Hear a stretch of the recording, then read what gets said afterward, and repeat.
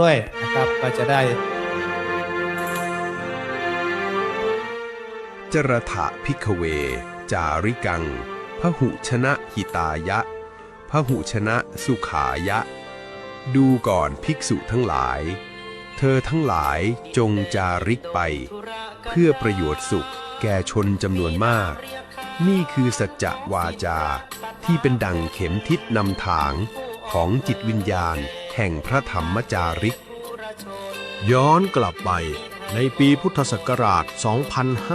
2508 ท่ามกลางความทุรกันดารและรอยต่อแห่งการเวลาบนพื้นที่สูงโครงการพระธรรมจาริกได้ถือกำเนิดขึ้น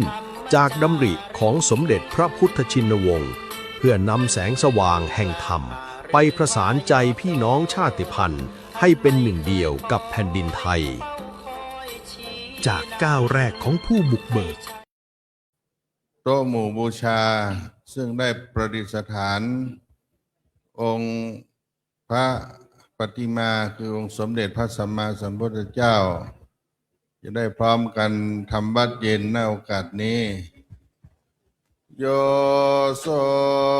ภะคะวาอะระหังสัมมาสัมพุทโธสวากาโตเยนะภะคะวะตาธัมโมสุปฏิปันโนยัสสะภะคะวะโตสาวกสังโฆธัมมยังตังสัทธัมมังสัสสังฆังอิเมหิสักการเรหิยะทาระหังอโรหิยาภิปุชยามะสาธุโนพันเต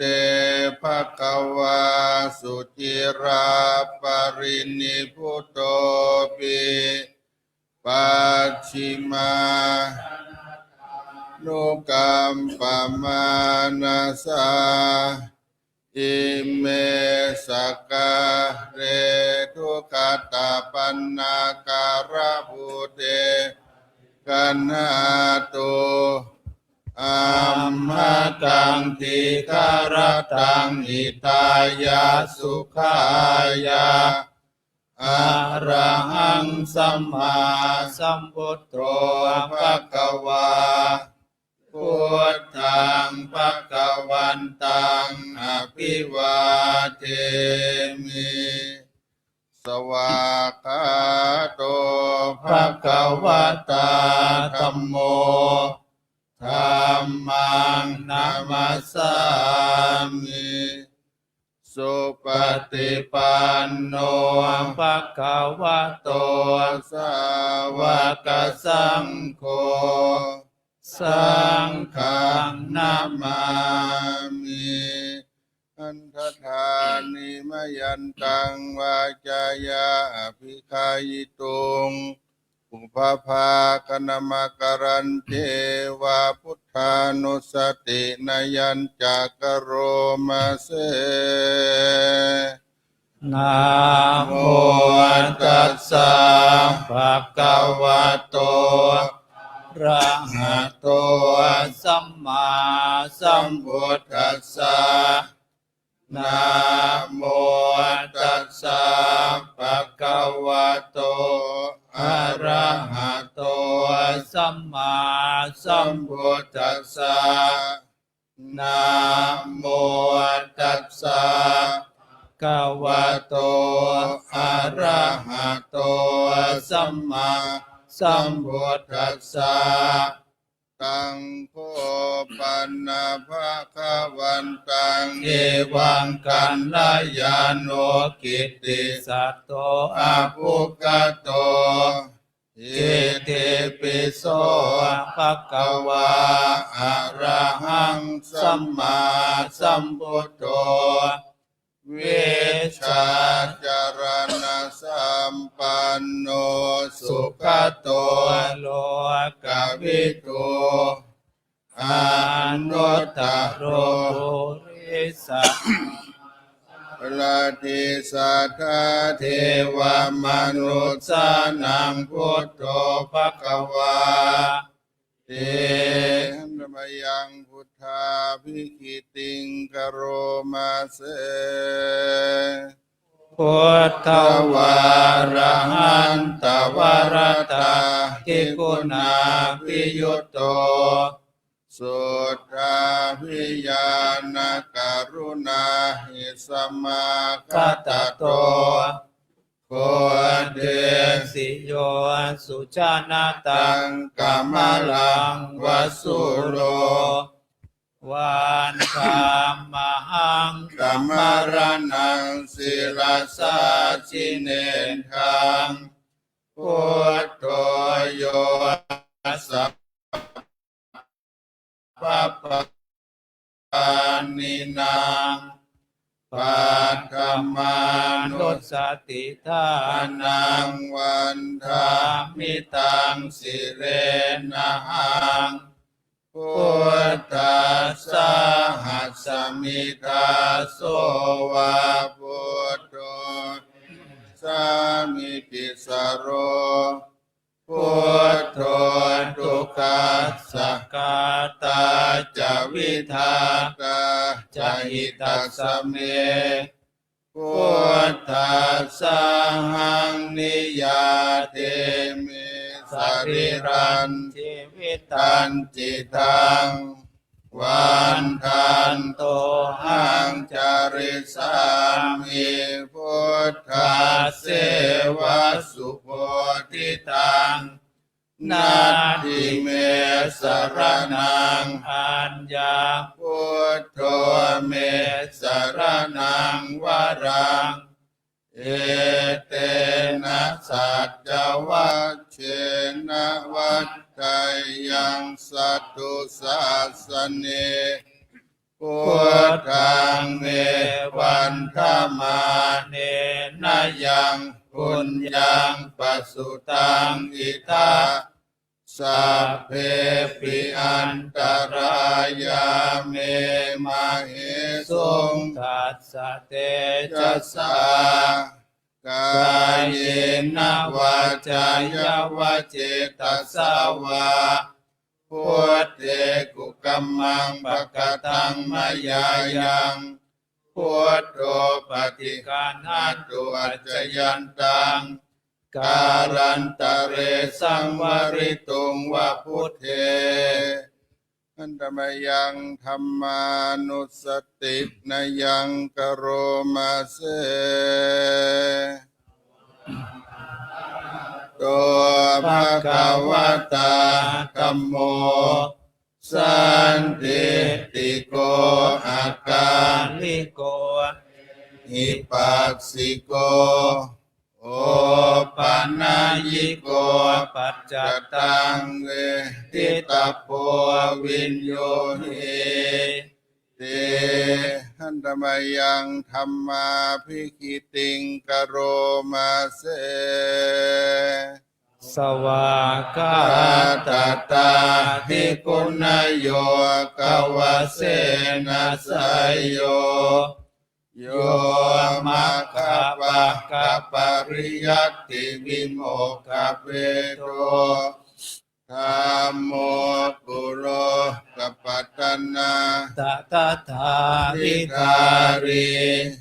วันธรรมหังตมหารังวรธรรมเมตังธัมโมโยสัพพปานินังสรนังเขมมุตตมังตุติยานุสติทานังวันธามิตังสิเรนะหังธัมมัสสะหัสสมิทาโสวะโมเมสามิกิสโรธัมโมทุกขัสสะกาตัจจวิทาจาหิตัสสะเมธัมมัสสะหังนิยาเตมิสริรันชีวิตันจิตังว วันตันโตหังจริสามิธัมมัสเสวสุธัมมตังนาทิเมสรนังอัญญาธัมโมเมสรนังวรังเอเตนะสัจจวัชเชนะวัฏไทยังสัตตุสาสเนธัมมังเมวันตมาเนนะยังปุญญังปัสสุตังอิทัสสัพเพปิอันตรายาเมทรงตัสสะเตชะสากายเยนะวาจายาวเจตสาวาธัมเมกุกัมมังภกตังมยายังธัมโมปฏิคันหัตตุอัจจยันตังกาลันตะเรสังวริตุงวะธัมเมหันธรรมยังสังขานุสตินยังกโรมาเสปันโนภะคะวะโตวะกะสังโฆอุชุปฏิปันโนภะคะวะโตสาวกสังโฆยายาปฏิปันโนภะคะวะโตวะกะสังโฆสามีจิปฏิปันโนภะคะวะโตวะกะสังโฆยาติทางจัตตาริปุริสายุกานิอัตตปุริสปุคลาเอสัพพะคะวะโตวะกะสังโฆอาหุนายโยปาหุนายโยทักขินายโยอัญชลิกรณิโยอนุตตรังบุญญาเขตังโลกัสสาเตหันธรรมยังสังฆาภิกิติงกโรมาเสมาโชสุปฏิปฏิคุณาภิโยโตโยทัพพิโทอริยปุคคลาสังฆเสโทศีลาทิธรรมปวารังสยกายจิตโตวันธรรมหังกัมมริยานกนังสุสุทังสังโฆโยสัพพปานินาสารนังเกมมุตตมังตติยานุสติทานัง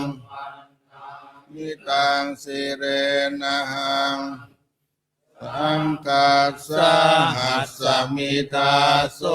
วาสังเมสามิกิสโรสังโฆทุกขัสสะกาตาจวิตาจหิตาสเมสังกัสสังนิยาเทมิริรันจิวิตันจิตังวันทันโตหังจริสามิสังกัสโสปฏิปันนตังนาทิเมสรนังอัญญังสังโฆเมสรนังวรังเอเตนะสัจจวัชเชนะวัฏยังสัตตุสาสเนสังฆังเมวันตมาเนนะยังปุญญังปัสสุตังอิทัสสัพเพปิอันตรายาเมมาเหสุงตัสสะเตชะสากายเยนะวาจายาวเจตสาวาสังเขกุกัมมังมายายังสังโฆปฏิกันหัตตุอัจจยันตังก กาลันตะเรสั สั ง ง ว ว ริ ริ ตุ ตุ ง ง ว ว สั สั ง ง เค เคนะโมตัสสะภะคะวะโตอะระหะโตสัมมาสัมพุทธัสสะนะโมตัสสะภะคะวะโตอะระหะโต สัม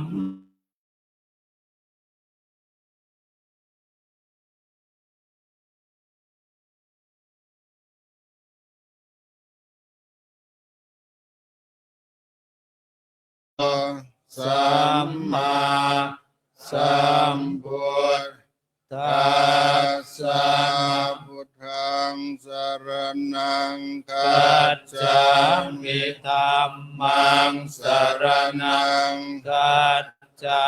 มิสังฆั ขั ง งส ร ร ณั ณั ง ง กั กั จ จ ฉา ฉา มิ มิ ตุ ตุ ติ ติ ย ยั ม ม ปิ ปิ พุ พุ ท ท ธั ธั ง ง สรณัง กัจฉา ฉา มิ มิ ตุ ตุ ติ ติ ย ย าม ม ปิ ปิ ธั ธั ม ม มั มั ง ง ส ส ร ร ณั ณั ง งกัจฉา ฉา มิ มิ ตุ ตุ ติ ติยามปิ สั สั ง ง ฆั ฆั ง ง ส ส ร ร ณั ณั ง ง กัจฉามิต ต ติ ติ ย ยาม มปิ พุท ธั ธั ง ง ส ส ร ร ณั ณั ง ง กัจ ฉา ฉา มิ มิ ต ต ติ ติ ย ยาม ม ปิธัมมั มั ง ง ส ส ร ร ณั ณั ง งกัจฉามิตติยาม ม ปิ ปิ สั สั ง ง ฆั ฆั ง ง สรณั นั ง ง กั กั จ จ ฉา ฉา มิ มินะโมอะระหะโต สัมมาสัมพุทธ สัมมาเหสิโนนะโม พุทธมธรรม มัสสะสวะคาตัสเสวะเตนิตานะโมมหาสังฆัส สา ปิวิสุทธสีลติติโนนะโมโอ มา ตยารัตตาสรัตนาตยัสสะสาธุกังนะโม โอม มะกาติตาสตาสวะโตตยัสสะปินะโมการะปะภา เว นวิกา จั จั น น ตุ ตุ อุ อุ ป ปัตตวานะโมการานุภาเวนะสุวัตติโหตุสัพพทานะโมรัสสะเตเชนะวิธิมิโหมิเตชวาอิติปิโสภะคะวาอะระหัง สัมมา สัมพุทโธวิชชาจรณะสัมปันโนสุขโตโรกวิทูอนุตตโรธัมมัสสาลติสัทธาเทวมนุษย์ สานั นาง งพุทโธภะคะวะติสวากขาโตภะคะวะตา ธัมโม สันติติโกอาลิโกเอหิปัสสิโกโอปัญญิโกปัจจัตตังเวทิตาโพวิน โย เฮ เน ติสุปฏิปันโนภะคะวะโต สาว วกสังโฆอุชุปฏิปันโนภะคะวะโต สาวกสัง โกยายะปฏิปันโนภะคะวะโต สาวก สังโฆสามีจิปฏิปันโนภะคะวะโตกสังโฆยะติทังจัตตาริปุริสายุคานิอัตตาปุริสาปุง กาลา เอสะภะคะวะโต วกสั สั ง งโฆอาหุนายโยป าหุนายโย ทัก กินายโยอัญชลีกรณิโยอนุตตรัง ยัก เกตังโลกัสสาติพหุงสหัสส สมพินเนมิตัสสะพุทธาน ตังครีเม กะลัง อุติตะโกรัสเสนามารังทานาทิตามมวิธินาจิตวาโตตันเตจะสาภวตุเตชยมังกรานิมาราติเรกั กั ม ม ม ม ปิ ปิ โย โยจิตตสสะ ปาราติงโครัง ปะนาล ลวกมาก ะมะตา ตยากังขันติสุทันตวิตินาจิตตวามุนินโทตันเตจัสสา ภวตุเต ชยมังคลานิมารากิเรงขจวรังอติมาตตาพุตังทาวากิจักกรรมสนิวสุตารุนันตังเมตตัมบุเสกวิตินามุนินโท ตันเต จัสสาภวตุเตชยมังคลานิอุกิตาคาตกรรมติหะกสุทารุนันตังทาวันติโยชนะปะทัง มาลวั วัน นตังกิตติปิสังกัตตมโนชิตวามุนินโท ตันเต เตจะสาภวตุเต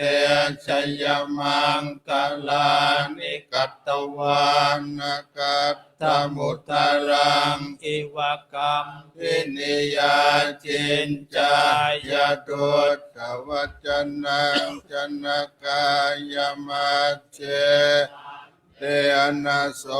มวิธินาชิตวามุนินโท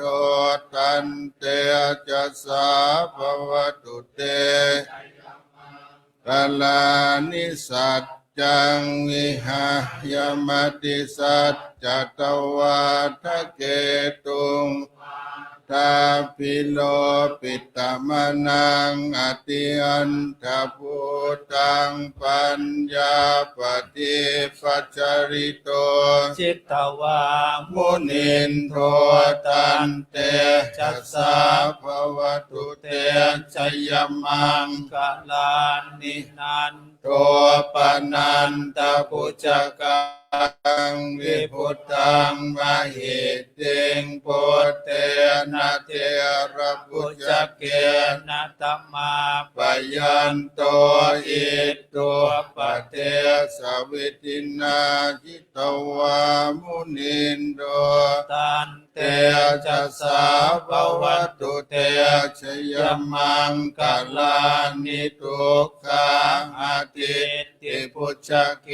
นะสุทั ตั ต นตหัต ตังพระมังวิสุทธิจุติเมติภกาปิตานังญาณัง กะเต นวิตินาจิตวามุหินโทตันเตจะสาภวตุเต ชยมัง กาลานิเอตาปิพุตตชยมังกาลาอัตถกาทายโย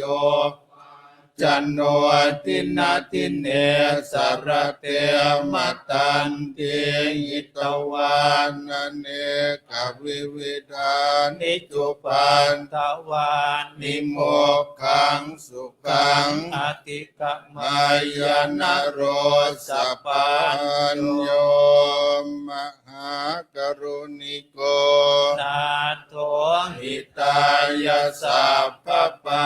นินางโปเรตุวาปา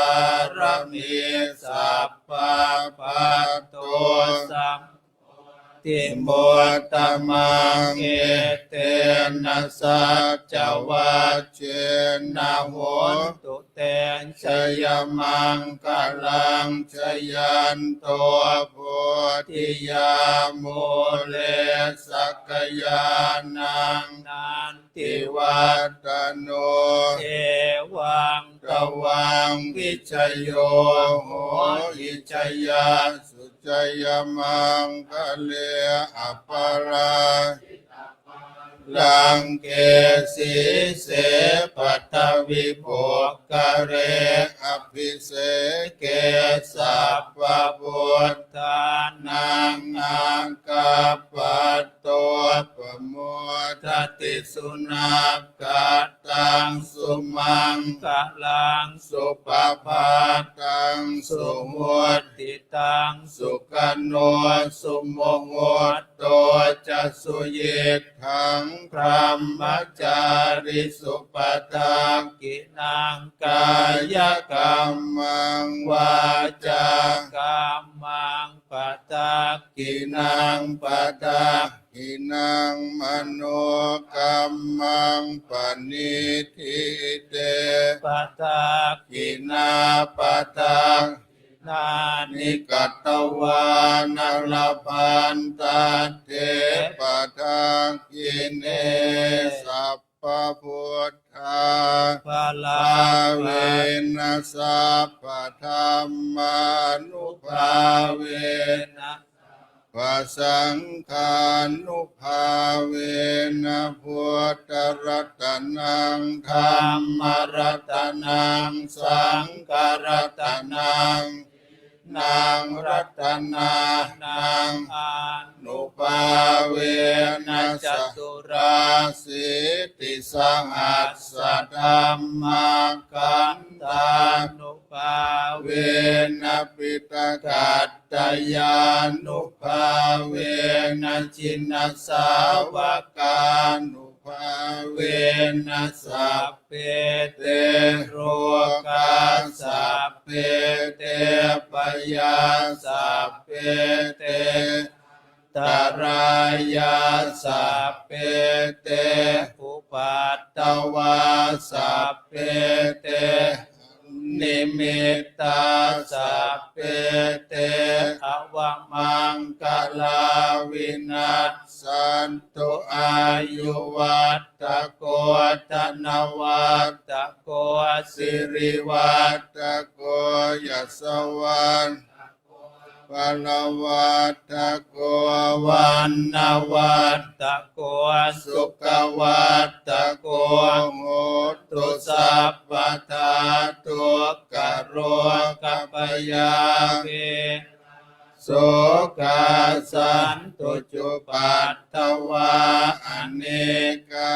อันตรายาปิวินาสันตุจเตจัสสาจยเสติทานังลาภังโสติภะกยังสุขังพลังสิริอายุจวันโนจะพุทธังบุเทียจยสวาสัตวาสัจอายุจะชีวสิทธิภวันตุเตภวตุสัพพมังรักกันตุสัพพเทวตาสัพพพุทธานุภาเวนัสตาโสติภวันตุเตภวตุสัพพมังคลังรักกันตุสัพพเทวตาสัพพธัมมานุภาเวโสติภวตุเตภวตุสัพกลังรักขันตุสัพพเทวตาสัพพสังฆานุภาเวนัสสทธาโสติภวันตุเตขอรัตนาพระธรรมจาริกทุกรูปได้เจริญจิตตภาวนาเป็นภาวนายมยกุศล พื่อจะได้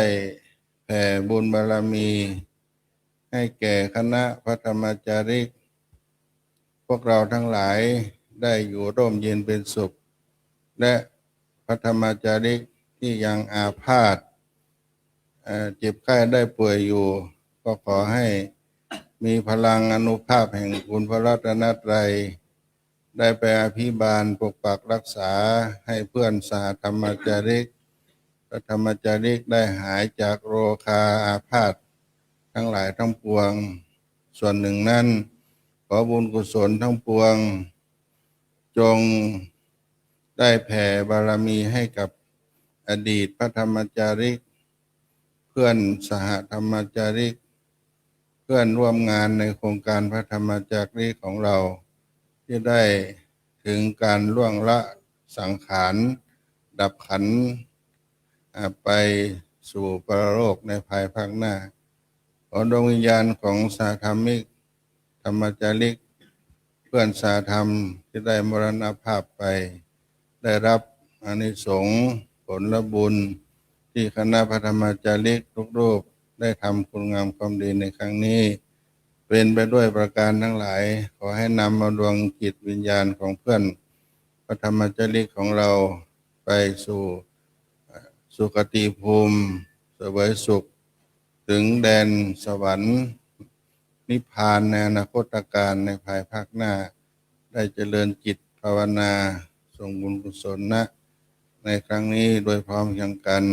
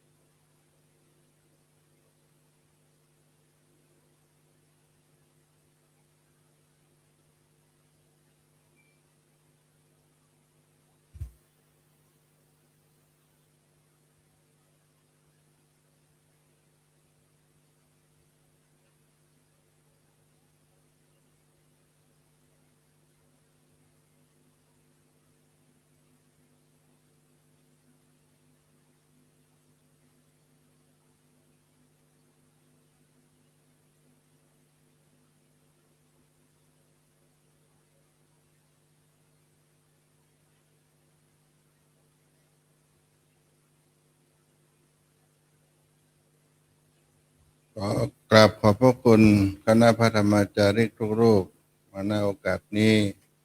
ได้แผ่บุญกุศลโดยพร้อมเพรียงกัน อัฏฐาสิเมอากาสิเมยาติเมตาสกาจะเมเปตานังกินังทัจจาปุเพกตมนุสสรังนาหิรุนังวาโสโกวายาวะยาปริเทวนานาตังเปตานามัฏฐายะเอวังติทันติยาตโยอายัญจะโคทากินานาสังฆาหิสุปฏิติตาติกราตังหิตายัสสะทานาโสอุปกาปฏิโสยติธรรมโมจะอายังนิทานสิโตเปตานาปุชาจักตาอุลาราภาลันจะภิกขุนามโนปฏินังเหหิปุญญังปัสสุตังนาปะกันติต่อไปวันทาพระรัตนตรัยครูบาเจ้าศรีวิชัย สมเด็จพระพุทธชินวงศ์สุวรรณโชตมหาเถระปฐมประธานคณะพระธรรมจาริกซึ่งเป็นบุรพาจารย์ของโครงการพระธรรมจาริกของเราวันตามิพุทธังสัพพังเมโตสังฆามันตาเมปันเตวันตามิธัมมังสัพพังเม เมโตสังฆามา ตาเมปั ปั น นเตวันตามิสังฆังสัพพังเมโตสังฆามาตาเมปันเตวันตามิกัมมัตชายาจาริเยสัพพังเมโตสังฆามาตาเมปันเตวันตามิกัมมัต กานัง สัพพังเมโตสังฆามาตาเมปันเตวันตามิอาราเมปัตตาสีมา ยัง สัพพังเมโตสังฆามา เมปันเต วันตามิเจติยังสัพพังสัพพัทธานิสุปาติ ติ ตาสาลีละธาตุ มา หาโพธิงพุทธารูปังสักกาลังสัตตานากะโลเกเท เท วะ วะโลเกพ พ ระ ระมาโลเกจัมปุติเป รังกาก า ติ ติเปสาลีลาตาตุโย เกสา ตาตุโยอะระหันตาตาตุโย เจติ ยังกันทากุติงจัตุลา ติ สังอัสเสธัมมะคันเทสะเปตังปาทะเจ ติ ยังอาหังวันตามิสั สัม พ ปะ โส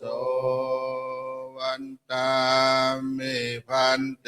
สัพพังอัปปะราทังคามาตะเมมยากาตังนานุโมทิตาปังสามินากาตังไมหังทาตาปัง สาธุสาธุอนุโมทามิ ขอกราบขอบพระคุณคณะพระธรรมจาริกทุกรูปพระเถรานุเถระทั้งหลายทั้งปวงที่ได้พร้อมกันทำวัดสวดมนต์แล้วก็ขออำนวยพรให้กับพุทธศาสนิกชนทุกท่านที่ได้สดับรับฟังการถ่ายทอดทีวีออนไลน์ไลฟ์สดท่านพระครูบาดีกาปุญญากรปิยศิโล รองเจ้าวาดวัดไทยสุชฎารามสหรัฐอเมริกา ผู้ช่วยเจ้าวาดวัดศรีโสดาพระอารามหลวง ที่ท่านทั้งหลายได้ร่วมเป็นเจ้าภาพ ถวายภัตตาหารเช้าเพลน้ำดื่มน้ำปานะตอนเย็น ให้แก่คณะธรรมจาริกในการประชุมปฐมธรรมจาริกปฐมนิเทศครั้งนี้เป็นปีที่61 พุทธศักราช 2569 ขอให้ท่านทั้งหลายได้ทราบว่าคณะพระธรรมจาริกจำนวน300 รูป ได้มาประชุมสังฆายนาธรรม เพื่อได้เสริมงานพระธรรมจาริกให้ได้กว้างใหญ่ไพศาลสืบไป วันพรุ่งนี้อีก1 วัน ถ้าหากว่าพุทธศาสนิกชนญาติโยมทั้งหลาย มีโอกาสได้ร่วมภัตตาหารเช้าภัตตาหารเพลน้ำดื่มน้ำปานะแก่คณะพระธรรมจาริกก็ยังมีโอกาสอีก1 วันวันนี้ขออานิสงส์ผลบุญทั้งหลายอำนวยพรให้ทุกท่านทุกคนที่ได้รับฟังการถ่ายทอดทีวีไลฟ์สดออนไลน์วัดศรีโสดาพระอารามหลวงครั้งนี้อยู่ร่มเย็นเป็นสุขคณะพระจาริกทุกรูปขออำนวยอวยพรให้ทุกท่านได้ประกอบไปด้วยจตุรพิธและพรชัยทั้ง4 ประการคืออายุวันนะสุขภาละปฏิภาณธนสามสมบัติมีสุขสำราญบานใจแก่ท่านทั้งหลายทั้งปวงทุกท่านทุกคนเทิน สาธุ ก็มอบให้พิธีกรหลัก ในการดำเนินรายการต่อไปในค่ำวันนี้นะครับ ครับเดี๋ยวเราจะเข้าสู่ภาคการบรรยายนะครับในส่วนวิชาการในวันนี้นะครับสองวิทยากรนะที่จะได้บรรยายในค่ำคืนนี้ก็มาประจำตรงนี้แล้วนะครับก็คือการจัดการศึกษาในโครงการพระธรรมจาริกของเรานะครับโครงการพระธรรมจาริกของเรานะครับผลิตบุคลากรก็คือศาสนบุคคลก็คือครูบาอาจารย์ทุกรูปนะครับหลายรูปก็เติบใหญ่มาจากวัดศรีโสดาเติบใหญ่มาจากวัดวิเวกวนารามตั้งแต่เป็นโรงเรียนผู้ใหญ่ชาวเขาวัดศรีโสดาเป็นโรงเรียนสมเด็จพระพุทธชินวงศ์เป็นโรงเรียนวัดวิเวกวนารามแล้วก็มีโอกาสได้ศึกษาเล่าเรียนในระดับอุดมศึกษาก็คือสถาบันราชภัฏเชียงใหม่ในสมัยนั้นก็คือมหาวิทยาลัยราชภัฏเชียงใหม่ในปัจจุบันแล้วก็ถ่ายโอนมาที่มหาวิทยาลัยมหาจุฬาลงกรณราชวิทยาลัยวิทยาเขตเชียงใหม่นะครับก็มีครูบาอาจารย์หลายรูปนะครับได้สำเร็จการศึกษาเป็นพุทธศาสตร์บัณฑิตเป็นนักสังคมสงเคราะห์เป็นครุศาสตร์เป็นรัฐศาสตร์เป็นรัฐประศาสนศาสตร์ทางในส่วนของบัณฑิตแล้วก็มหาบัณฑิตนั่นคือส่วนที่โครงการพระธรรมจาริกนะครับได้มีการพัฒนาทรัพยากรบุคคลก็คือตัวพระธรรมจาริกตั้งแต่เป็นสามเณรจนเติบใหญ่เป็นครูบาอาจารย์ขึ้นไปปฏิบัติหน้าที่ปฏิบัติศาสนกิจเป็นประธานสงฆ์เป็นเจ้าอาวาส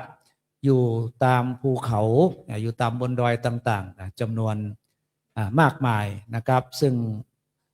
หลายรูปก็เป็นลูกหม้อเติบใหญ่ตั้งแต่ชั้นมัธยมศึกษาปีที่1จนกระทั่งเติบใหญ่จนสำเร็จการศึกษาเป็น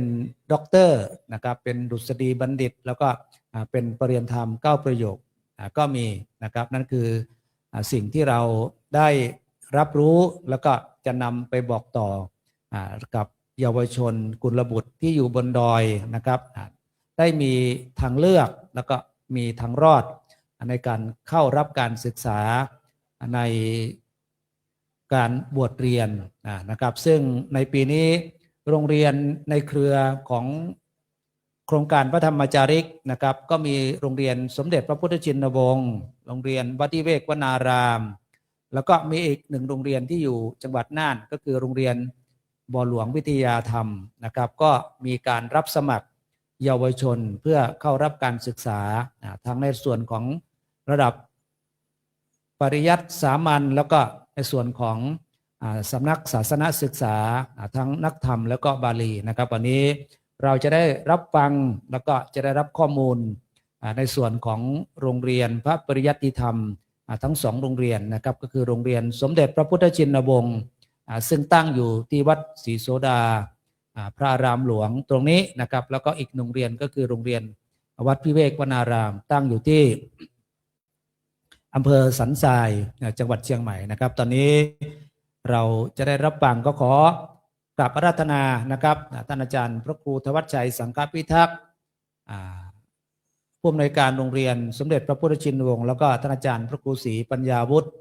ผู้อำนวยการโรงเรียนวัดวิเวกวนารามได้ถวายข้อมูลนะครับเกี่ยวกับการจัดการศึกษาในโครงการพระธรรมจาริกทั้ง2โรงเรียนก็ขออาราธนาครับผม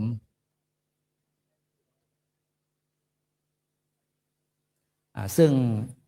ทั้ง2โรงเรียนถ้ามีใบสมัครมีแผ่นพับประชาสัมพันธ์ก็ให้เจ้าหน้าที่ได้เดินแจกเพื่อจะได้ประกอบในการรับฟังการบรรยายไปด้วยก็ได้นะครับ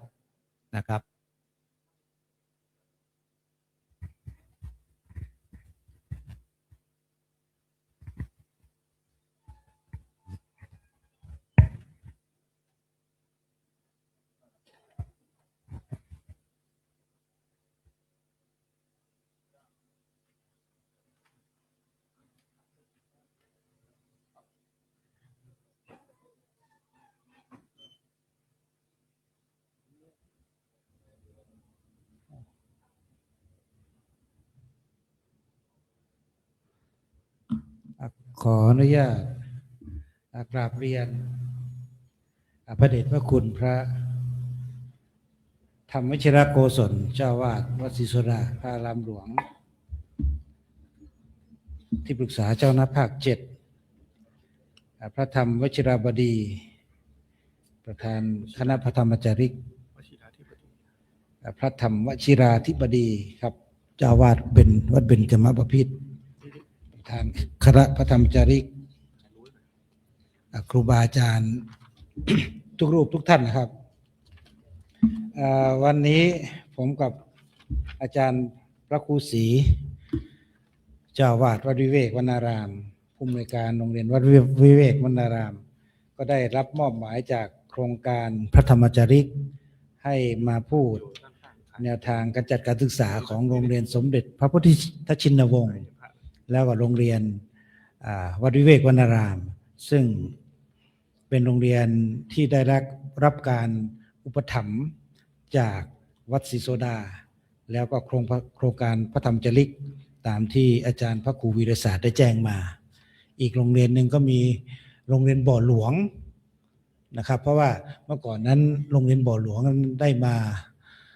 ศึกษาต่อที่โรงเรียนสมเด็จพระพุทธชินวงศ์เยอะพอสมควรนะครับแล้วตอนหลังท่านก็เติบโตมาก็ไปตั้งโรงเรียนอยู่ที่นั่นเพื่อรับเด็กที่นั่นนะครับมาบวชเรียนนะครับ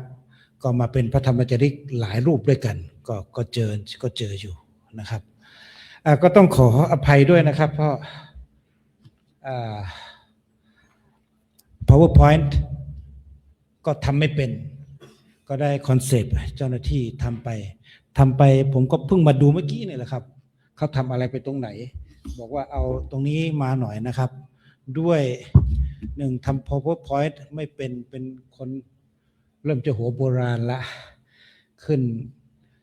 เลข6แล้วครับปีนี้ก็เห็นพี่ๆเพื่อนๆพระธรรมจาริกหลายรูปพระอาจารย์จันทร์นะครับถอยแต่ละรูปแต่ละท่านถอยครับผมว่าผมจะเริ่มใหม่ผมโชคไม่ดีอาจารย์ตอนเครื่องคอมพิวเตอร์มาใหม่ๆนั้นผมเรียนอยู่รู้สึกผมเรียนอาชีวะผมเกือบจะจบแล้วครับนะครับแล้วก็สมัยผมเรียนผมทำทีสีผมยังไม่มีเครื่องคอมพิวเตอร์นะครับต้องจ้างเขาพิมพ์นะครับแล้วตอนทำทีสีอีกอันนึงก็คือว่าโปรแกรมต่างๆนะ S for Windows ใช่ไหมครับที่ทำทีสีเขาเป็นโปรแกรมของผมนี่คิดคำนวณเองเลยนะครับเครื่องคิดเลขก็ยังแทบจะไม่ได้ใช้นะครับอยู่ตรงนั้นครับก็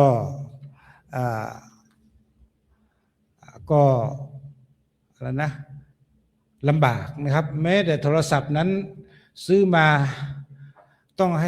ให้สามเณรสอนนะครับจะถูไปถูมาต่างๆก็ลำบากก็ต้องขออภัยด้วยนะครับ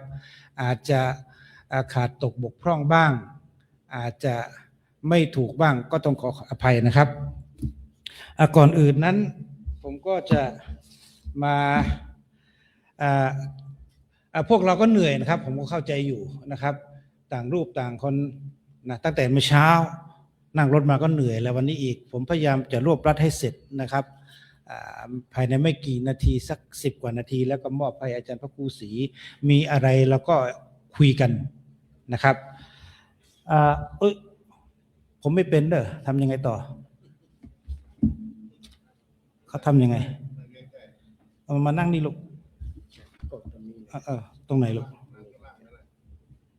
ครับเครื่องนี้เป็นเครื่องที่โรงเรียนเขาให้ผมใช้จำไว้นะครับแล้วก็ผมก็ทำไม่เป็นหรอกเอามาอย่างนี้นะครับก็เปิดหลักสูตรพระปริยติธรรมแผนกสามัญศึกษานะครับก็ทั่วไปอย่างนี้นะครับความจริงครับม.ต้นม.ปลายนะครับรับเด็ก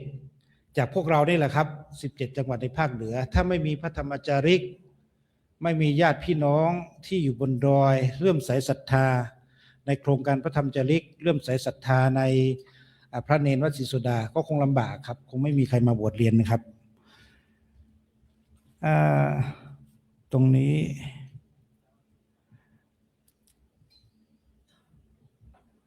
ผมขอตรงถอยยังไงวะนะไม่ใช่นะครับผมขออัตลักษณ์นะครับ อัตลักษณ์คือพยายามครับ ผมก็คุยตลอดหลวงพ่อพระธรรมวชิรโกศลก็แจ้งตลอดนะครับว่าสุขภาพเนนนะต้องดูแลเขาเอาลูกเข้ามาบวชมาเรียนมานอนนะครับแต่บางทีเด็กก็คือเด็กนะครับสนบ้างเนนก็คือเด็กนะครับและที่สำคัญคือส่งเสริมและเผยแผ่พุทธศาสนาคนที่สูงเราก็ต้องการให้เนนของเราจบม.6 นะครับต่อปริญญาตรีต่อไม่ว่ามจรมรพอจบไปปุ๊บก็ไปเป็นพระธรรมจาริกแต่ด้วยเนนนะครับทางเลือกทางการศึกษานั้นมันหลากหลายครับหลายนะครับหลายรูปนั้นจบไปปุ๊บก็ไม่ต่อก็มีน้อยลงก็ดูครับปัจจุบันนักเรียนที่เรียนต่อพระปริยัติธรรมแผนกสามัญศึกษาทั่วประเทศก็ลดน้อยลงไปนะครับทางเลือกหลากหลายนะครับก็อยู่ที่ตัวเขานะครับวิสัยทัศน์ครับพันธกิจนะครับส่งเสริมนักเรียนให้เป็นศาสนทายาทที่ดีในการเผยแพร่พุทธศาสนาก็อบรมนะครับซึ่งเดี๋ยวจะมีรูปภาพครับ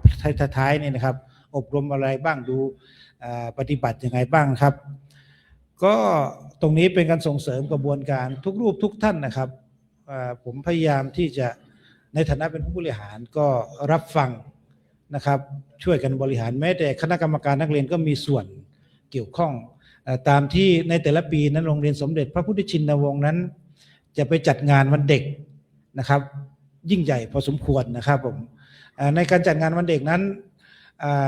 ครูบาอาจารย์แม้แต่ผู้อำนวยการแทบจะไม่ได้ทำนะครับเป็นแค่ที่ปรึกษาเขาหาเงินหาทองเองครับปีหนึ่งเกือบแสนนะครับเนนเขาหาเงินได้หาเงินเก่งครับกระบวนการเขามีทักษะแล้วเขามีกระบวนการนะครับส่งเสริมกระบวนการตรงนี้เป็นวิชาการนะครับอันนี้ก็ปรับโรงเรียนก็ต้องจัดประกันคุณภาพเป็นทุกโรงเรียนครับถ้าไม่ประกันคุณภาพนะก็ลำบากครับปัจจุบันนั้นการประกันคุณภาพบริษัทห้างร้านต่างๆหรือว่าสถานที่ประกอบการต่างๆต้องทำครับไม่งั้นจะไปไม่รอดนะครับก็ขอฝากด้วยนะครับผมครับรูปกิจกรรมตรงนี้ก็กราบลาหลวงพ่อไปปฏิบัติธรรมที่โคราชนะครับไร่ภูวิมานโชคดีนะครับไร่ภูวิมานศรัทธาในโครงการพระธรรมปิฎกทานในตัวหลวงพ่อทานในวัดศรีโสดาจะเอาเด็กเอาเนนของเราไปปฏิบัติธรรมปีละครั้งนะครับรวมทั้งวัดวิเวกด้วยม.1 กับม.4 โรงเรียนสมเด็จพระพุทธชินวงศ์จะไปทุกปีครับเป็นกิจกรรมเป็นชุมนุมนะครับทุกรูปต้องไปนะครับเนนมาปุ๊บถ้าสมมติไม่ปฏิบัติไม่อยู่ตรงนี้ผมมาลำบากการหลุดนะครับนี่ปฐมนิเทศนักเรียนนะครับจะมีนักเรียนใหม่นักเรียนเก่านะครับนี่ก็เป็นภาพปกติทุกวันนะครับการเรียนการสอนก็มีที่มีฝรั่งนะคือว่าฝรั่งเป็นอาสาสมัครนะครับมาช่วยสอนนะครับอยู่ตรงนี้นี่ห้องคอมพิวเตอร์อาจารย์ครับห้องคอมพิวเตอร์นั้นเหนื่อยเหมือนกันนะครับปีหนึ่งโรงเรียนสมเด็จพระชินวงศ์นั้นมันจะมีอยู่2 ห้องต้องดูแลต้องรักษานะครับงบประมาณอาจารย์คงทราบอยู่ที่ได้รับจากสำนักพุทธศาสนาเอามาซื้อเครื่องคอมพิวเตอร์ไม่ได้นะครับครุพันธ์นอกจากซ่อมเท่านั้นผิดนะครับต้องหาส่วนอื่นมาจัดซื้อโชคดีญาติโยมมาถวายก็มีอยู่นะครับแต่เนนก็เนนนะครับเครื่องคอมพิวเตอร์ต่างๆเขาพอยต์ต่างๆแล้วจะทำอะไรต่างๆเอกสารต่างๆเขาพิมพ์ไม่ค่อยเป็นแต่เขาทำโทรศัพท์เป็นนะอาจารย์ผมก็ยังงงๆอยู่นะเล่นเกมมันฟืดแหละผมบอกให้มาทำ PowerPoint บ่ได้ทำ Excel บ่ได้ผมรู้แต่ผมทำไม่เป็นนะก็ยอมรับตัวเองซื่อบื้อสึงตึงจนปัจจุบันจนตายหรือเปล่าก็ไม่ทราบนะครับก็เลยเคยให้เนนมาสอนเหมือนกันอาจารย์นะครับมาสอนปุ๊บเถียงกันไปเถียงกันมาครับเนนก็คงรำคาญเราไม่ได้สักทีนะครับอยู่ตรงนั้นนะครับนี่วันไหว้ครูนะครับอยู่ตรงนี้ อันนี้ก็ไปแข่งขันทักษะวิชาการที่วัดวิเวกนะครับตรงนี้ครับปีก่อนนั้นวัดวิเวกเป็นเจ้าภาพอยู่นะครับผมนี่ตรวจสุขภาพครับมีการประเมินนะครับประเมินทั้งภายนอกทั้งภายในนะครับภายนอกก็คือว่าสมสมาประเมินและภายในก็มีหน่วยงานต้นสังกัดของเราไม่ว่าจะเขตพื้นที่หรือว่าสำนักงานพระพุทธศาสนานะครับก็มาอยู่นะครับในการบวชหลังจากกลับจากวัดเบญนะครับอยู่ตรงนี้นี่วัดเบญในกราบลามั่งครับอยู่ตรงนี้อันนี้หลังจากบวชเสร็จก็ไปนมัสการไปกราบพระธาตุดอยสุเทพนะครับนี่ก็ประชุมในแต่ละเดือนแต่ละปีนี้ไปเรียนช่าง10 หมู่นี่ไปจัดงานครับอันนี้ครับสามเณรจัดเองนะครับหาเงินหาทองของเขาเองนะครับก็ต้องการหลังจากที่เข้าเรียนแล้วก็ต้องการให้เขาฝึกทักษะและกระบวนการต่างๆนะครับมีปัญหาเราก็เป็นที่ปรึกษาให้เขาและอีกการหนึ่งผมโชคดีครับทำ MOU ไม่เหมือนทำนะครับกับมูลนิธิพิทักษ์ประชาชาติซึ่งเขาจะทำงานกับเขาต้องการในเด็กภาคใต้เนี่ยเข้าใจศาสนาเราแล้วก็เราศาสนาแต่ละปีเขาก็จะเนนไปปีละประมาณ5 รูปไปฝึกไปอยู่กับอิสลามครับประมาณ5 วันหรือ7 วันไปทุกปีครับแล้วก็โชคดีเนนของเราก็ได้นั่งเครื่องบินทุกปีครับเขาซื้อตั๋วเครื่องบินไปให้ถึงใต้นั่นแหละครับอยู่ตรงนั้นนะครับก็บางทีเขาก็ทำตั๋วไปที่ในบางปีนะครับไปที่อินเดียบ้างครับวันนี้ไปทัศนศึกษาครับนี่ปฏิบัติธรรมนี้เดินธุดงค์นะครับปีนี้ไม่ได้เดินนะทุกปีนั้นก็มีพระอาจารย์อรุณนะครับเป็นหัวหน้าใหญ่นะครับไปนั่นผมโชคดีนะครับลูกศิษย์ทำให้ด้วยก็ขอขอบคุณอนุโมทนาด้วยครับอยู่ตรงนี้อันนี้รับใบม.3 ม.6 ครับหลวงพ่อยังแข็งแรงอยู่มาเป็นประธานตอนหลังนี้เอาเจ้าคุณวิมลนะผู้จัดการมานะครับสวัสดิการต่างๆนี่ก็ครูบาอาจารย์ขึ้นไปแนวบ้างนะครับรับสมัครนะครับตามเอกสารที่มอบไปอาจารย์ก็อาจารย์ลองเมตตาลองหาเด็กมาแล้วอย่างนี้นะครับอาจารย์ต้องเอาเด็กที่เรียบร้อยไหมลำบากนะครับก็คงจะซนดื้อบ้างมาปุ๊บก็มาถึงวัดศรีโสดาหรือว่าวัดวิเวกเนี่ยมาพูดจากันรู้เรื่องนะฟังเราบ้างแต่ถ้ามาปุ๊บไม่ไหวไม่เอาไม่เลยสักอย่างเลยก็ไม่ไหวนะครับแต่ถ้าจะอาจารย์จะเอาดีๆมาไม่มีใครมาบวชแล้วครับไอ้คนที่ดีๆมันไปเรียนที่อื่นแล้วครับและขออย่างเดียวที่ผ่านมาที่อดีตผ่านมาผมข้าพเจ้าอาจจะดื้ออาจจะซนบ้างแต่ตอนมาอยู่นี้ข้าพเจ้าก็ขอภาวนาตัวเองจะปฏิบัติดีปฏิบัติชอบตั้งใจเรียนนะเพื่อตนเองเพื่อครอบครัวเพื่อสังคมพอใจแล้วครับนะครับผมก็ต้องทำใจครับเน้นดื้อเน้นซนบ้างก็เห็นก็ว่ากล่าวตักเตือนนะครับถ้าสมมติว่ากล่าวตักเตือนมากก็ยังไม่เหมือนเดิมนะอะไรยาอยู่ตรงนี้นะครับก็ต้องคุยกับพ่อแม่ครับเราจะเอาอย่างไงคุณลูกคุณนะครับลูกเป็นอย่างนี้แล้วนะครับไม่ใช่มาอยู่วัดศรีโสดา3 ปีม.1 ตลอดผมก็ไม่ไหวเหมือนกันนะครับคงต้องเลื่อนชั้นมาหรือว่าเน้นยังไงนะมาอยู่นี่ผ่านไปเลยติดศูนย์เพียบรอเพียบปีแก้ก็คงหลอกพ่อแม่เขามาบ้างก็ต้องมีคุณภาพบ้างนะครับอยู่ตรงนี้นะครับมาเรียน3 ปีต้องได้อะไรเพิ่มมาไม่ใช่ว่าเรียน3 ปีไม่ได้อะไรจะจบม.3สถาบันโรงเรียนสมเด็จพระพุทธชินวงศ์เนี่ยมันยังไงนะผอ.ยังไงนะผมว่าก็ไม่ใช่ครับอยู่ตรงนี้นะครับสมัครตั้งแต่มีหรือเปล่าผมไม่มั่นใจเลยครับตรงนี้เอาม.3 ม.6 นะครับตรงนี้ที่อาจารย์จะมีนะครับว่ารับตั้งแต่อยู่ตรงนี้ผมก็ไม่เคยรับสมัครตั้งแต่ตอนนี้จนถึงวันที่31 พฤษภาถ้าผมจำไม่ผิดนะครับเห็นแวบๆอยู่นะครับวิชาการเขาทำให้นะครับม.1 กับม.4 นั้นรายงานตัววันที่10 พฤษภานะครับจะอยู่ที่โบชัวที่อาจารย์ที่มอบให้อาจารย์นะครับเปิดเรียนวันที่11 พฤษภาคมครับอย่างนี้ครับอีกอันหนึ่งที่เห็นใจนะครับพระธรรมจาริกหลายรูปเอาเด็กมาปุ๊บเนี่ยอาจารย์ครับค่ารถผมก็จ่ายค่าน้ำมันก็จ่ายนะครับ แล้วบางรูปบางที่นะครับเนนดื้อนะผมก็ต้องโทรไปประสานกับ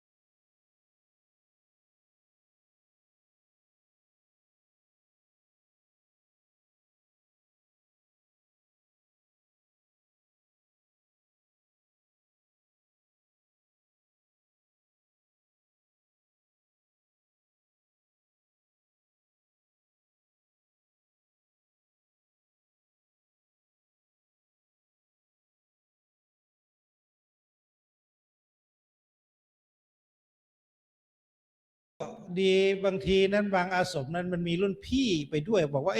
อาจารย์ครับผมก็ไปชวนน้องคนนี้มาบวชต่อม.1 ม.4เหมือนกันนะครับผมมาพระอาจารย์ได้แต่ผมไม่ได้นะครับก็อย่างนี้นะครับถ้าหากว่านำมาพร้อมกับพี่เนน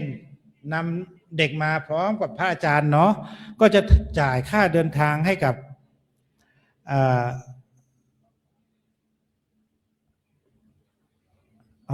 ครับถ้าต่างคนต่างนี่นะครับขอกลับไปข้อหนึ่งนะครับถ้าผู้ปกครองมาคุณพ่อคุณแม่หรือว่าเด็กมาจะถวายนะครับให้เด็กเลยครับ 3,000 ถ้าคุณพ่อคุณแม่พามาก็จะถวายค่าเดินทางให้กับคุณพ่อคุณแม่ 3,000 คุณพ่อคุณแม่จะเอาให้เด็กหรือไม่ให้เรื่องของคุณพ่อคุณแม่อย่างนี้นะครับคราวนี้ถ้าพระธรรมจาริกพามาพระอาจารย์พามานะครับหรือว่ารุ่นพี่ม.2 ม.3 พวกที่อยู่ที่นี่ครับแล้วม.4 พาน้องเนนมาพาเด็กมาที่จะมาบวชนะครับก็จะถวายให้พระธรรมจาริก 2,500 นะครับค่าเดินทางให้พระธรรมจาริก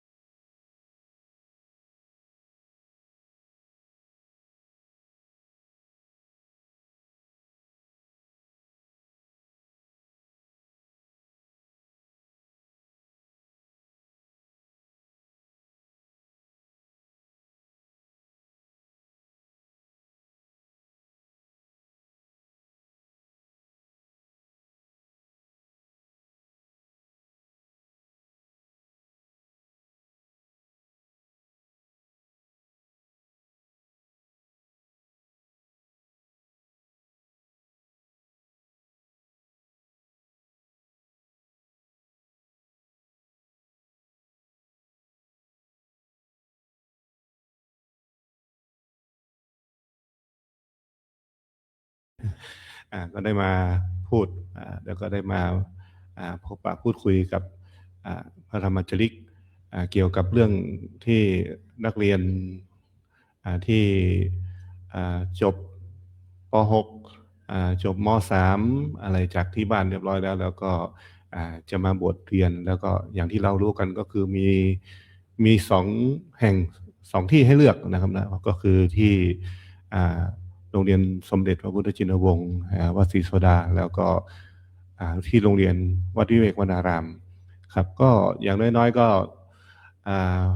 พอจะเป็นข้อมูลให้กับเด็กๆได้ว่าการมาบวชเรียนเนี่ยอย่างน้อยถ้าหากว่าอยากอยู่ในเมืองอยากอยู่ใกล้กับแหล่งท่องเที่ยวอะไรแบบนี้ก็อยู่วัดศรีโสดาก็เป็นสถานที่ที่เหมาะแล้วก็ถ้าหากว่าอยากจะอยู่ที่มันสงบที่ไม่ค่อยพลุกพล่านแล้วก็ไม่ค่อยมีรถราไม่ค่อยมีคนภายนอกอะไรที่มันจะมาวุ่นวายแล้วก็จะมาทำอันตรายอะไรให้กับเด็กๆอะไรแบบนี้ก็ที่วัดวิเวกก็เป็นทางเลือกให้กับเด็กๆได้เพราะว่าอย่างน้อยๆเนนที่พอมาบวชเรียนแล้วอยู่วัดวิเวกเนี่ยบอกว่าบางทีก็เซ็งๆก็ออกมานอกห้องเดินไปเดินมาเดินเที่ยวนั่นเที่ยวนี่หาผลไม้หามะม่วงหาลูกนั่นลูกนี่เดินฉันเดินกินอะไรต่างๆพวกนี้เนี่ยมันก็เด็กหลายคนก็บอกว่าคลายเครียดได้ มันก็เป็นมันเป็นบรรยากาศที่วัดศรีโสดาไม่มีนะครับเนาะที่วัดวิเวกนี่มันเป็นสถานที่ที่มันกว้างถึงแม้ศรีโสดาจะกว้างแต่วิเวกก็กว้างกว่าหลายเท่ามันก็เป็นพื้นที่ที่ส่วนใหญ่ก็มีแต่เนนนะมีแต่เนนที่อยู่ภายในวัดแล้วก็มีครูบาอาจารย์ดูแลแล้วก็มีโรงพยาบาลก็อยู่ไม่ไกลโรงพยาบาลสันทรายก็อยู่ห่างแค่ 4-5 กิโลแล้วก็เมื่อเด็กมีปัญหาเรื่องสุขภาพต้องการไปหาหมอไปโรงพยาบาลเป็นฝีเป็นไข้เป็นอะไรต่างๆพวกนี้นี่ก็มีครูอาจารย์ที่เขาคอยดูแลแล้วก็คอยไปรับไปส่งให้กับนักเรียนก็พูดง่ายๆก็คือว่าที่วัดวิเวกเนี่ยมันก็มีคนที่ดูแลเหมือนกับเนรเนี่ยเป็นลูกนะเป็นลูกเป็นหลานแล้วก็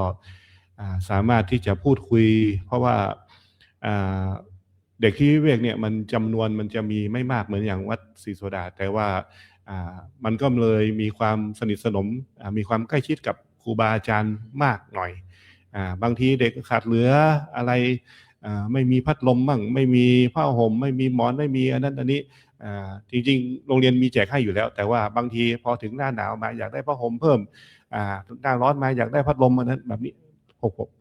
กผมแล้วก็ครูก็เอามาให้แล้วก็พอที่จะ เป็นการดูแลเด็กด้วยแล้วก็ทำให้เด็กก็ไม่ได้รับความลำบากไม่ได้รับความเดือดร้อนอะไรมากนักจริงๆเรื่องการเรียนนี่ก็ไม่แตกต่างกันครับโรงเรียนวัดวิเวกโรงเรียนวัดศรีโสดาการเรียนการอยู่การฉันการอะไรต่างๆพวกนี้เนี่ยมันก็จะไม่แตกต่างกันมากศรีโสดาเรียนแบบไหนวิเวกก็เรียนแบบนั้นแต่ว่าที่มันมีความแตกต่างก็คือในส่วนของวิเวกเนี่ยอย่าง2 ปีที่ผ่านมานี่เราก็เปิดศูนย์โพธิยาลัยสาขาวัดวิเวกวนารามก็เปิดให้กับนักเรียนหลายคนที่ยังไม่จบชั้นป .6 บางคนก็อายุ11-12ก็มีบางคนก็อายุ14-15อะไรนี้ก็มีบางทีก็เป็นเด็กไทยใหญ่บ้างแล้วก็เด็กบนดอยหลายๆคนก็มาจากจังหวัดตากนะครับก็บางทีอายุ13แล้วยังอยู่ป .3 อยู่ก็มีก็เลยพี่เขาก็เลยพามาแล้วก็มันก็เป็นสถานที่ที่รองรับเด็กที่อายุเยอะแล้วก็ยังไม่จบป .6 ด้วยแล้วก็เด็กที่เรียนขาดก็เลยซ้ำชั้นอยู่อย่างนั้นบางคนก็ไปเรียนโรงเรียนแล้วก็ออกมากลางคันอย่างนี้ก็มีก็เลยไม่จบป .6 อายุ13-14ก็สามารถมาเรียนได้ครับสามารถมาเรียนได้แล้วก็มาบวชเรียนแล้วก็สามารถเรียนจบชั้นป .6 แล้วก็มาเรียนต่อที่วิเวกเลยก็คือเรียนจบป .6 ก็ต่อม .1 ม .2 ม .3 ที่วิเวกได้เลยอันนี้เราก็เป็นเหมือนกับว่าเป็นทางเลือกแล้วก็เป็นโอกาสที่มีให้กับนักเรียนที่ยังไม่ได้เรียนจบป .6 โดยเฉพาะอย่างปีนี้ก็มีหลายคนที่อย่างอยู่แม่นินคีอย่างประโยวิโจอะไรแบบนี้พวกนี้ก็มีหลายคนแล้วก็มาเรียนที่นี่ก็พอจะเป็นสถานที่ที่จะรองรับให้กับ นักเรียนที่มีความตั้งใจอยากจะเรียนจริงๆอย่างที่อาจารย์พระครูธวัชชัยสังฆพิทักษ์ท่านพูดเมื่อกี้ว่านักเรียนเนี่ยก็จะหาดีๆมันก็ยากแต่มันเอาจริงๆไม่ว่าจะเป็นนักเรียนที่ดีบ้างไม่ดีบ้างหรืออาจจะมีความเก่งเมื่อไหร่เกเรอะไรต่างๆพวกนี้เนี่ยมันก็มีเป็นเรื่องปกติอยู่แล้วครับแต่ว่าสิ่งที่ผมคิดอยากจะเสริมเพิ่มมากขึ้นอีกนิดนึงก็คือถ้าเด็กเนี่ยมันอยากจะเรียนนะครับเนาะถ้าหากว่าเด็กมันอยากจะเรียนเนี่ยต่อให้มันเก่งเมื่อไหร่เก่งเมื่อไหร่เกเรอะไรนิดๆหน่อยๆถ้าหากว่ามันอยู่ไกลเพื่อนไกลคนที่จะพามันขี่มอเตอร์ไซค์ไปเที่ยวไปเล่นไปอะไรต่างๆพวกนี้เนี่ยมันก็สามารถที่จะมาบวชเรียบร้อยแล้วก็สามารถที่จะปรับตัวให้เข้ากับโรงเรียนให้เข้ากับสถานศึกษาได้ดีขึ้นถ้าหากว่ามันมีความตั้งใจยังไงเด็กมันก็จะอยากจะบวชแล้วก็พอบวชแล้วมันก็พอที่จะมีการปรับปรุงตัวแล้วก็สามารถที่จะเรียนไปได้อย่างตลอดรอดฝั่งได้อยู่แต่ก็ยกเว้นแบบคนที่พ่อแม่ให้มาบังคับให้มาอะไรแบบเนี้ยแล้วก็ถ้าเป็นแบบนี้ถ้าบังคับให้มามันก็อยู่ยากไม่ว่ามันจะ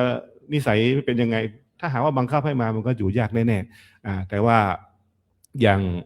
งที่ผมบอกถ้าหากว่ามันตั้งใจอยากจะมาจริงๆอยากจะมาเรียนจริงๆก็แนะนำให้มันมาได้ครับไม่เป็นไร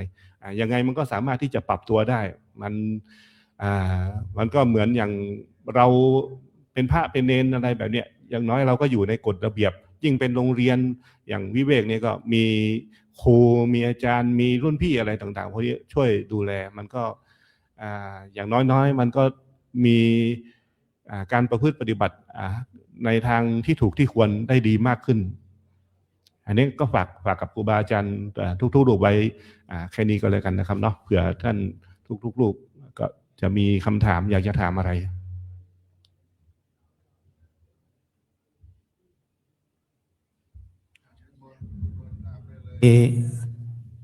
ครูบาอาจารย์รูปไหนจะแลกเปลี่ยนกับ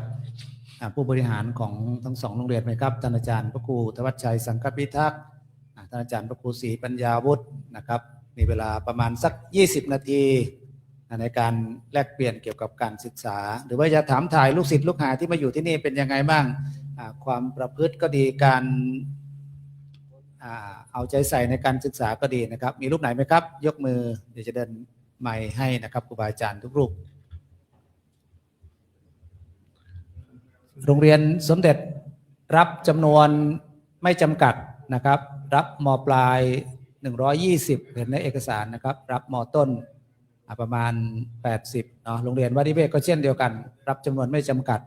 นะครับมีเด็กก็เอามาดูสถานที่ก่อนก็ได้นะครับที่วัดวิเวกก็ดีวัดศรีโสดาก็ดีนะครับซึ่งเราก็คุ้นเคยไม่จบป .6 โรงเรียนวัดวิเวกรับไหมครับไม่จบป .6 รับไหมถ้าไม่จบป .6 ถ้ามันมีอายุ11-12ขึ้นไปก็รับครับ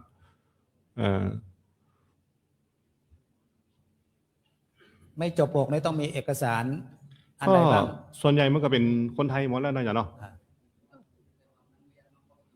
ครับครับอ๋อจบป .4 ครึ่งมันออกก่อนเนาะครับมาอันนั้นได้ครับอาจารย์เพราะว่าขนาดว่าที่วัดผมนี่ละอ่อนที่เป็นไทยใหญ่ที่บ่มีใบบ่มีอย่างมูนี่มันก็ยังมาเฮียนเลยมันสามารถรับได้ถ้าเขาอยากเฮียนศิษดามันเขตนี้มันเปิดหลายตีแล้วครับนอกจากเนาะได้ไหมครับวัดศิษดารับที่จบป .6 เป็นต้นไปเนาะอาจจะจบม.1 ครึ่งม.2 ครึ่งก็มาต่อได้มาต่อม.3 ม.4 ได้นะครับบางทีอาจจะย้ายโรงเรียนกลางคันก็มาต่อในระหว่างเทอมก็ได้ครับก็ฝากครูบาอาจารย์นะครับเนาะที่ช่วยกันไปประชาสัมพันธ์ทั้ง2โรงเรียนนะครับโรงเรียนไหนก็ได้นะครับถ้าไม่สะดวกมาส่งก็แจ้งมาให้ทางโรงเรียนขึ้นไปรับก็ได้กับผู้ปกครองที่โรงเรียนนะครับก็มาฝากไว้เป็นหน่อเป็นเนื้อโดยเฉพาะกลุ่มชาติพันธุ์ที่ไม่ใช่กะเหรี่ยงเนาะตอนนี้ชักจะบ่ค่อยมีละนะครับเป็นพี่น้องมงเมียนอาคาลีซูนะครับวัดศรีโสดาก็จะถูกครอบครองด้วยพี่น้องชาวปากกยอแล้วนะครับเป็นวัดปากกยอไปแล้วนะครับ นะครับนะครับก็ฝากกันไปประชาสัมพันธ์นะครับในช่วงท้ายมีอันใดจะฝากเพิ่มเติมก็ขอนิมนต์รูปละสัก 2-3 นาทีนิมนต์ครับ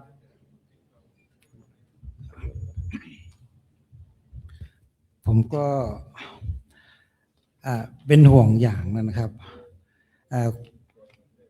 ความใกล้ชิดระหว่างนักเรียนโรงเรียนสมเด็จพระพุทธชินวงศ์กับพระธรรมจาริกผมกำชับตลอดนะครับว่าเวลากลับบ้านนั้นให้กลับไปกราบหลวงพี่หลวงพ่อที่อยู่อาสมด้วยดูแลด้วยแต่เดี๋ยวนี้เนนจะไม่ค่อยได้กลับไปนะครับและอีกประการหนึ่งผมก็อยากจะรู้เหมือนกันบางทีนะครับว่าเนนที่กลับไปเป็นยังไงนะครับหรือว่ามีโอกาสนะครับมาพูดมาคุยกันนะครับถ้ามีงานอะไรนะครับผมพยายามจะไปพูดไปคุยครับถ้าสมมติว่ามีเนนหมู่บ้านนี้เกิดมีงานตามอาสมต่างๆถ้าผมไปได้นะครับผมก็พยายามจะพูดคุยละนะครับแล้วผมก็จะถามว่าเนนอยู่บ้านไหนแล้วผมก็จะถามหาพ่อแม่เขานะครับแต่ด้วยความอายุมากขึ้นด้วยความงานเยอะขึ้นมันก็ไม่ได้ไปมากเท่าไหร่นะครับแต่ก็ได้สะท้อนมา 2-3 ที่เหมือนกันและความเชื่อนะครับความเชื่อคนบนดอยมันก็ยัง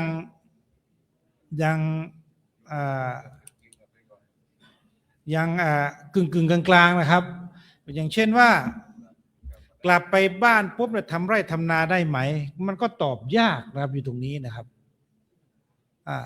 จากนั้นผมกลับบ้านเนี่ยผมทำไร่ช่วยพ่อช่วยแม่นะผมก็ถามทำไร่ช่วยพ่อช่วยพ่อช่วยแม่นะก็เอาโอเคแล้วไม่ว่ากันผมใส่ชุดอะไรล่ะผมยังใส่ผ้าเหลืองอยู่แต่บางรูปมันบอกว่าใส่เสื้อแล้วนะครับอย่างนี้เนี่ยแต่เขาก็บอกว่ายังมีอะไรนะยังมีสบงอยู่ในกางเกงอยู่เขาอย่างนี้จริงๆเขาบริสุทธิ์จริงๆเป็นอย่างนี้พ่อแม่เขาต้องการไปช่วยทำไร่ทำนาอยู่ก็ยังมีอยู่นะครับก็อนุโมทนาสาธุแต่ว่าผมก็บอกว่าเป็นพระเป็นเนรก็ถ้าเราช่วยพ่อแม่ในทางที่ดีก็คงจะไม่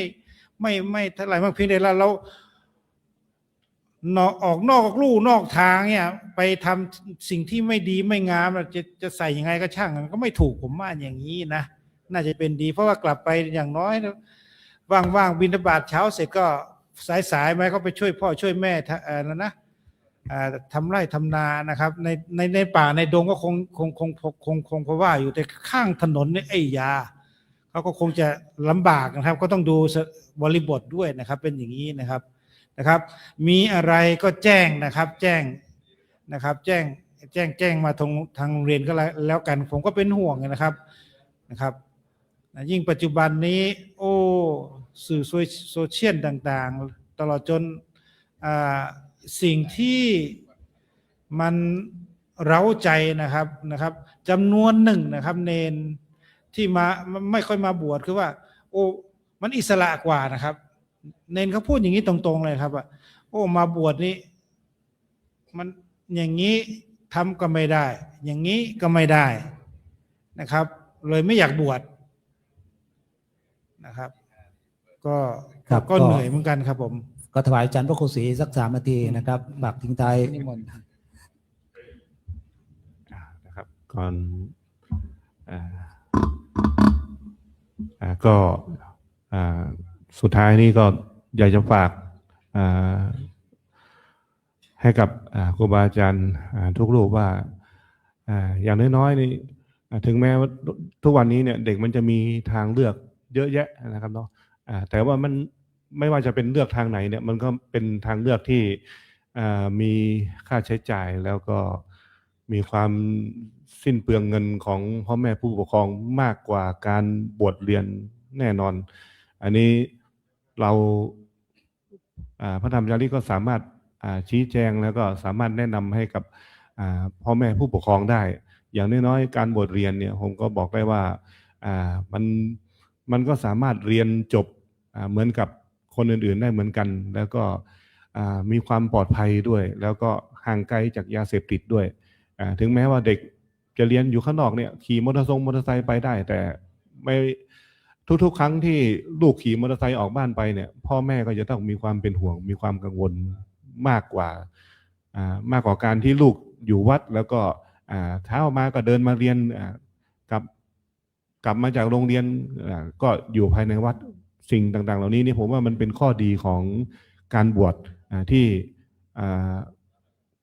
พระธรรมจาริกเราสามารถบอกแล้วก็สามารถ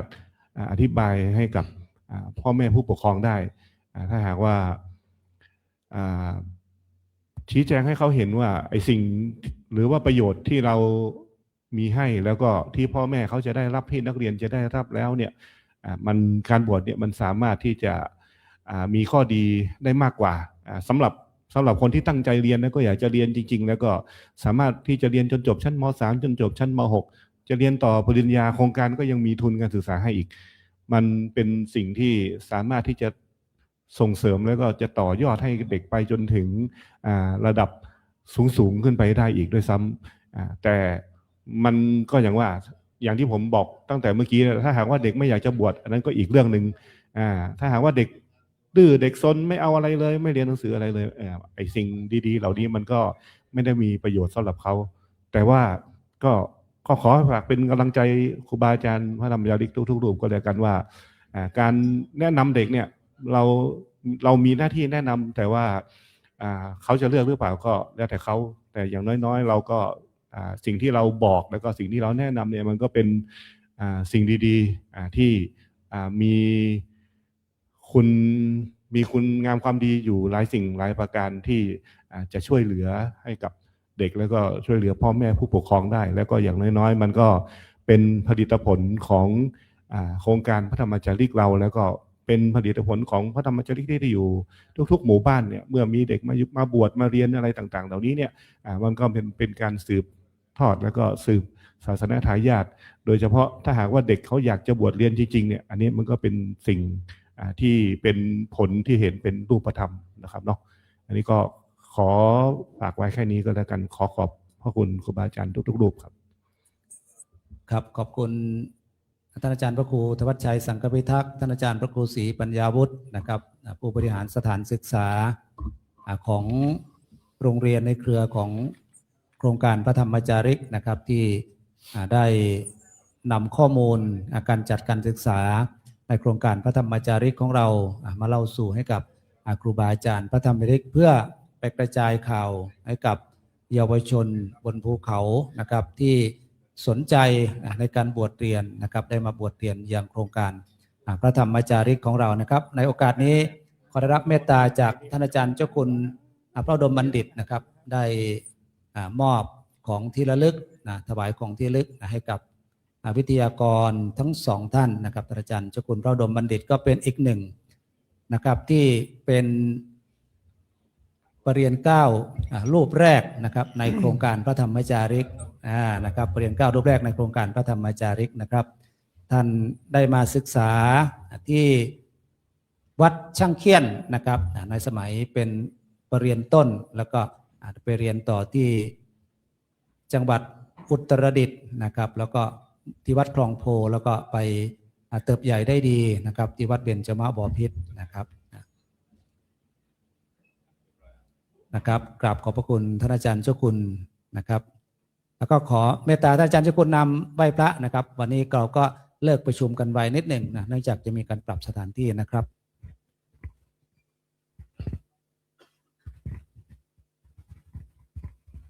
นิมนต์ไหว้พระพร้อมกันนะครับอะระหังสัมมาสัมพุทโธภควาพุทธังภควันตังอภิวาเทมิสวากขาโตภควตาธัมโมธัมมังนามัสสามิสุปฏิปันโนภควโตสาวกสังโฆสังฆังนะมามิหลับฝันดีนะครับพรุ่งนี้มาฟังใหม่ หลวงพ่อสมัยเนี่ยต้องหาเผ่าอื่นมาบ้างนะกะเหรี่ยงเต็มเลยเป็นประโยค9รูปแรก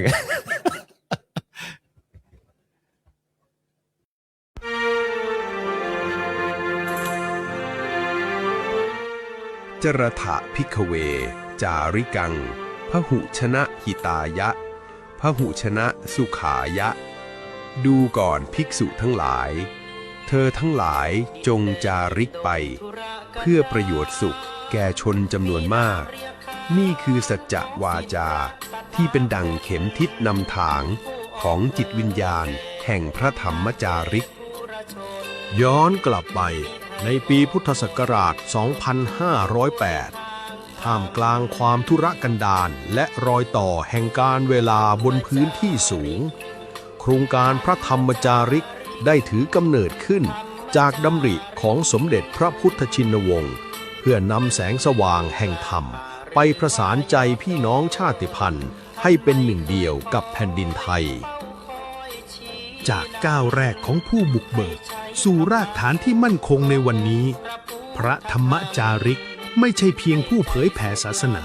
แต่คือพระนักพัฒนาผู้ปิดทองหลังพระที่อยู่เคียงข้างดูแลทั้งปากท้องและจิตใจของชุมชนมายาวนานกว่า 60 ปี ด้วยพระมหากรุณาธิคุณในพระบาทสมเด็จพระบรมชนกาธิเบศร